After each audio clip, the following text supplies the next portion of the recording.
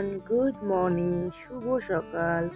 আমার সকল দর্শক বন্ধুদের জানাই আমার চ্যানেল হ্যাপি উইথ মাম্পিতে অনেক স্বাগত, অনেক ভালোবাসা।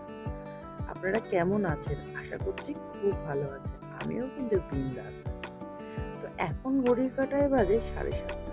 তো এখন থেকেই আপনাদেরকে সাথে নিয়ে ভিডিওটা স্টার্ট করলাম। আশা রাখছি ভিডিওটা ভালো লাগবে। তো আজ 7:30 থেকে শুরু করলাম, কারণ আজ তো 2 দিন, এরপর বাবানের স্কুল শুরু হয়ে যাবে, তাই একটুখানি দেরি করে ঘুম থেকে উঠেছি। তো ঘুম থেকে উঠে কিছু জামা কাপড় কেচে দিয়েছি, আজ একটু কাঁচা ধোয়া আছে। রান্নাবান্নার চাপটা সেরকমভাবে নেই, কিন্তু কাঁচা ধোয়ার চাপটা একটু রয়েছে। তো এখানে কাঁচা ধোয়া বলতে প্রভুর কিছু অফিসের জামা কাপড় আর আমার রেগুলার কিছু জামা কাপড়, এগুলোই আপাতত এখন কাঁচা ধোয়া করে ফেলছি। সকালের ওয়েদারটা কিন্তু বেশ ভালো ছিল। তো সকালবেলা ঘুম থেকে উঠে বাইরের পরিবেশটা একটুখানি নিজেকে রাখতে বেশ ভালোই লাগে। বিশেষ করে আমার এই ছোট্ট বাগানটাতে, আসলে এই বাগানটা দেখে অবস্থাটা এতটাই খারাপ হয়ে গেছে, তাই প্রত্যেক দিন আমি বাগানটা নিয়ে খুব চিন্তিত।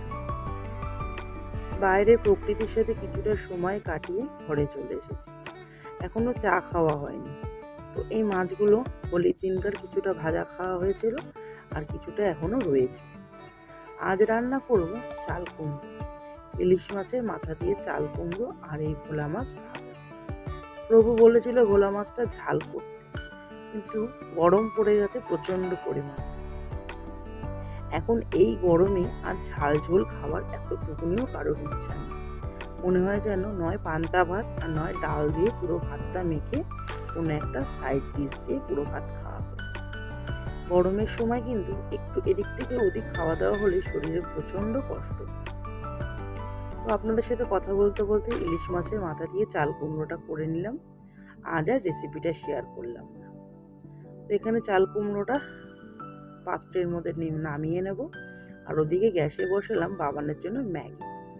তো আজ সকালে টিফিনে বাবান খাবে ম্যাগি আর ডিম পোচ।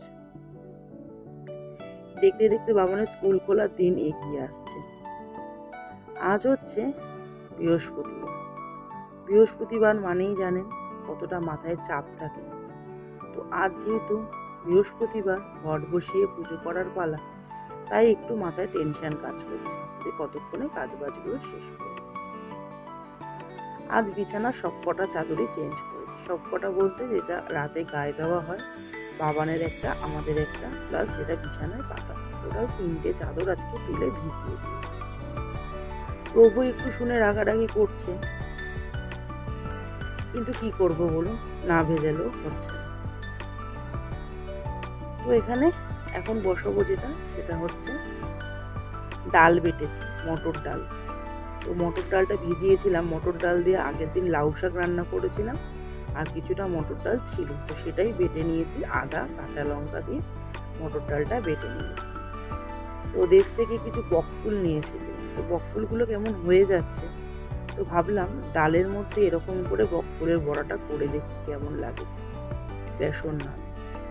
তো নুন, মিষ্টি, হলুদ, লঙ্কার গুঁড়ো, কালো জিরে দিয়ে বেশ করে এটাকে ফেটিয়ে নিয়ে এর মধ্যে দেব এই যে বকফুলগুলো ভালো করে ছাড়িয়ে ধুয়ে পরিষ্কার করে নিয়েছি। অনেকগুলো একটু নষ্ট মতন হয়ে গেছে, আসলে অনেক দিন হয়ে গেছে নিয়ে এসছি। তো তারপর এর মধ্যে দিয়েছিলাম একটুখানি পেঁয়াজ কুচি, কাঁচা লঙ্কা আর দিইনি, যেহেতু একটুখানি কাঁচা লঙ্কা 2-4টে করে বেটে দিয়েছি, তাই আর কাঁচা লঙ্কা আলাদা করে অ্যাড করে নিই।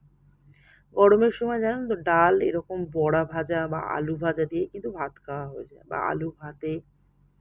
তো এখন এরকমভাবে একটু খাওয়া দাওয়া করার চেষ্টা করব, কারণ প্রচণ্ড গরম পড়েছে, রান্নাঘরে বেশিক্ষণ থাকা যাচ্ছে না।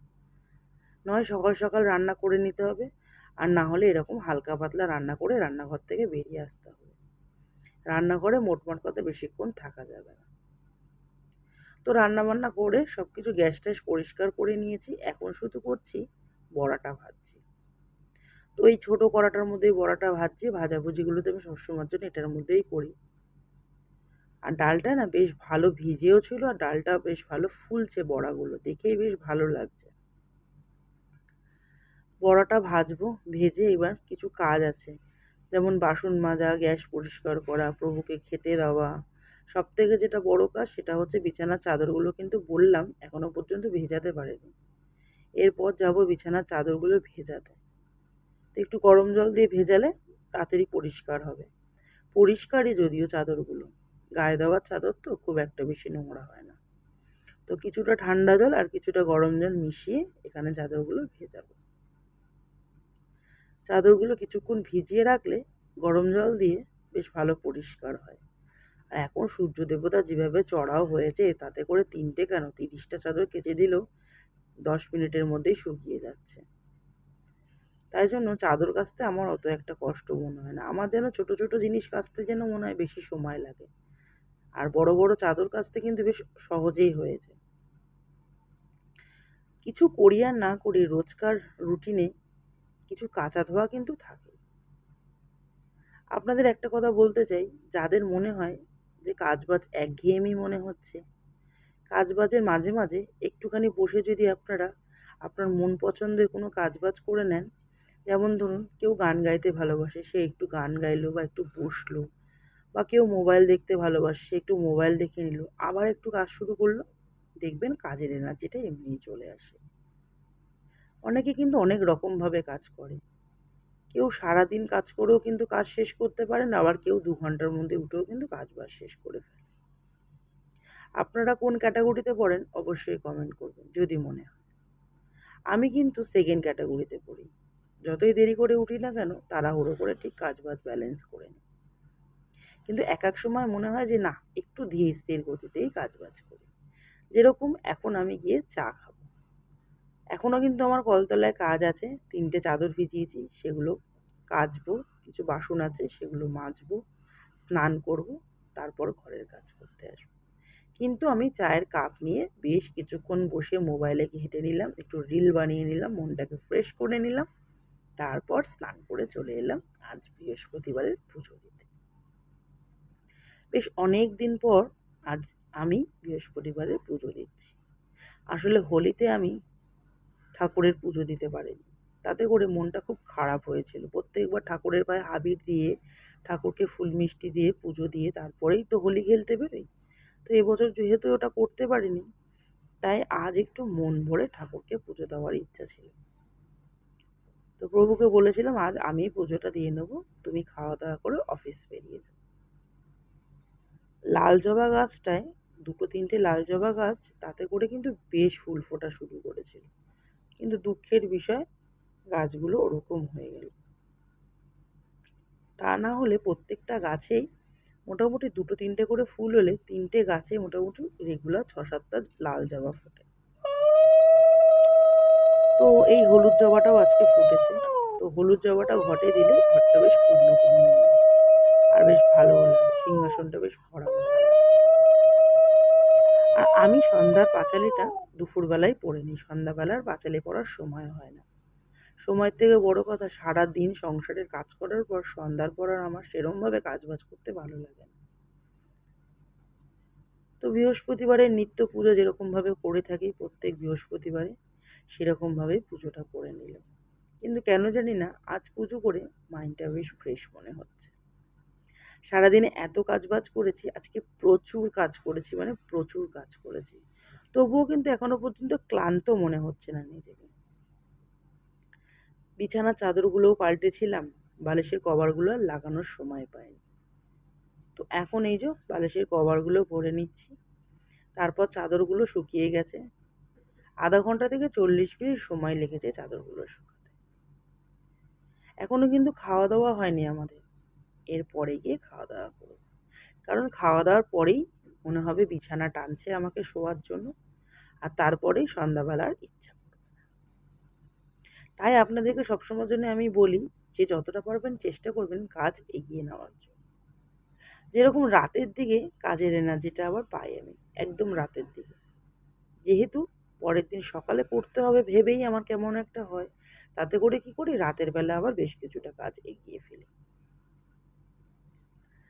তো যেখানকার জামাকাপড় যেখানে যেটা থাকে, প্রভুর সেটটা বিশেষ করে প্রভুর একটা ফুল সেট থাকে যেটা পরে প্রভু অফিস যায়। তো সেরকম একটা করে প্রত্যেক দিনের মানে মোজা, স্যান্ডো গেঞ্জি, জামা, প্যান্ট সব কিছুর একটা সেট করে গুছিয়ে রাখি। না হলে অফিস যাওয়ার সময় বলতে থাকবে আমার মোজা কোথায়, আমার স্যান্ডো গেঞ্জি কোথায়, আমার এটা কোথায়। ওই জন্য আমি সুন্দর করে পাট পাট করে গুছিয়ে একটা সেট বানিয়ে রেখে দিই, শুধু ধরে বার করবে পরে অফিস যাবে। বাবানেরও স্কুল ইউনিফর্মে তাই থাকে, আই কার্ড থেকে বেড থেকে সব কিছু একদম ভাঁজ করে একসাথে করে গুছিয়ে রাখি। একটা প্রত্যেকটা গৃহবধূ যে বাড়ির যে কটা মেম্বার, সে 2টো মেম্বারই হোক বা 20টা মেম্বারই হোক, প্রত্যেকের কিন্তু আলাদা আলাদা দায়িত্ব তারা কিন্তু একার হাতে বহন করে। এটা কিন্তু বাইরের চাকরির থেকেও কিন্তু অনেক বড়, অনেক কঠিন কাজ। তারপর যদি একটু নিজেকে রেস্ট না দেওয়া যায় তাহলে আর কি। তো দুপুরবেলা একটুখানি শুয়েছিলাম, তারপরেই উঠে পড়েছি। দুপুরে যখন শুতে যাই মাথায় চিন্তা থাকে যে বিকালবেলা একটু গাছগুলোতে জল দিতে হবে, গাছগুলো দেখাশোনা করতে হবে। সেই ভেবেই ঠিক 5টা থেকে 5:30টার মধ্যে ঘুমটা ভেঙে যায়। যদিও শুতে যেতে যেতেই 4টে বাজিয়ে ফেলি। তো আজ আর সন্ধ্যায় চা খাবো না। ও আপনাদের তো গুড ইভিনিং করতেই ভুলে গেছি। গুড ইভিনিং, শুভ সন্ধ্যা। ঘড়ির কাঁটায় এখন বাজে 6টা। বাইরে আজকে প্রচুর কাজ করেছি গাছের পিছনে। 4টে নয়নতারা গাছ আগামীকাল দেখাবো। 4টে নয়নতারা গাছ হয়েছে, সেগুলোকে আমার ব্যালকনির যে জানলার ধারে যে টবগুলো আছে ওগুলোর মধ্যে রোপণ করে দিয়েছি। দিয়ে হাঁফিয়ে গেছি, একটুখানি ঠান্ডা খেয়ে নিয়েছি। গরম পড়ে গেছে, এখন আর চা খাওয়া যাচ্ছে না। আর এদিকে আমার মতিবাবু দেখুন পাকা পেয়ারা খেতে পারে না। তাকে একদম টাটকা ডাসা পেয়ারা এনে দিতে হয়, সেই ডাসা পেয়ারা সে খাবে। তো ওই জন্য পাকা পেয়ারাটা রেখে দিলাম প্রভুর জন্য। আর সন্ধ্যাটা আজকে বাবানি দিয়ে নিয়েছিল। আজ রাতের রান্নায় একটুখানি ভেন্ডি আলু ভাজা করছি, তার সাথে হবে রুটি। যেহেতু সকালবেলা চাল কুমড়ো ডাল এইসব দিয়ে খাওয়া দাওয়া করা হয়েছিল, তো রাতের বেলা রুটির সাথে তো কিছু একটা চাই। তো রাতের বেলা ওই জন্য এখানে আলু দিয়ে পেঁয়াজ দিয়ে আর ভেন্ডি দিয়ে ভাজা করব আর রুটি করব, তাহলেই রাতের খাওয়া দাওয়া হয়ে যাবে। শীত গ্রীষ্ম বর্ষা আমাদের ঘরে রাতে সবাই রুটিটাই বেশি প্রেফার করে। যদি ভাত থেকে যায় বা মাটন ইলিশ এরকম টাইপের কোনো রান্নাবান্না করে থাকি, তখনই একমাত্র রাতে আমাদের ভাত হয়। তো ওদিকে সিরিয়াল দেখতে দেখতে এসেই কিন্তু কাজগুলো মাঝে মাঝে করে যাচ্ছে। তো অনেক দিন পর আজকে আটা মাখছি, কদিন ধরে তো আটার রুটি সেরকমভাবে খাওয়া হচ্ছে না, এটা ওটা খেয়ে নিচ্ছি সবাই। তো ওই জন্য আজ আটাটা মেখে নেবো। আটাটা মেখে লিচিটা একেবারে ভাবছি কেটে রেখে দেবো। তারপর রুটি করে আজকে একটু বেরোনোর আছে, ঘরের কিছু টুকিটাকি জিনিস আনতে যেতে হবে। তো সেগুলো আনতে যাব। যদি আজ সম্ভব হয় আপনাদের সাথে শেয়ার করব, নাহলে আগামীকালের ভিডিওতে আপনাদেরকে অবশ্যই জানাবো। আমার মতন কাদের কাদের ঘরে রাতে রুটি খাওয়ার পর্ব আছে অবশ্যই জানাবেন। একদিকে ভালো জানেন, আমার মনে হয় ভাতের থেকে রাতে রুটি খাওয়াটাই বেশি ভালো। সারাদিন সব কিছু ব্যালেন্স করে খাওয়া দাওয়া করা উচিত। এক টাইম ভাতই মনে হয় শরীরের জন্য যথেষ্ট। আবার অনেকে আছে যে রাতের বেলাও ভাত ছাড়া খেতে পারে না। আসলে যার যেরকমভাবে অভ্যাস, আমাদের যেরকমভাবে অভ্যাস হয়ে গেছে। তো যাই হোক চলুন, আটা মাখা কমপ্লিট হয়ে গেছে, রান্নাঘরে যাব, রুটি করব, তারপর প্রভু আসবে, একটুখানি বেরোবো, কিছু দরকারি কাজ আছে সেগুলো করব। তো আজকের মতো ভিডিওটা তাহলে এখানেই রাখছি। আশা করছি ভিডিওটা ভালো লেগেছে। ভালো লাগলে প্লিজ একটা like share subscribe and comment করতে কিন্তু ভুলবেন না। So tata, bye bye and good night. দেখা হচ্ছে নতুন সুন্দর ব্লগে। ভালো থাকবেন, সুস্থ থাকবেন। টাটা, দেখা হচ্ছে নতুন ব্লগে। So tata. আর রাতের ডিনারে এই যে দেখিয়ে দিলাম রুটি আর ভেন্ডি আলু ভাজা। কেমন লাগলো ব্লগটা অবশ্যই কিন্তু কমেন্ট করতে ভুলবেন না। So tata.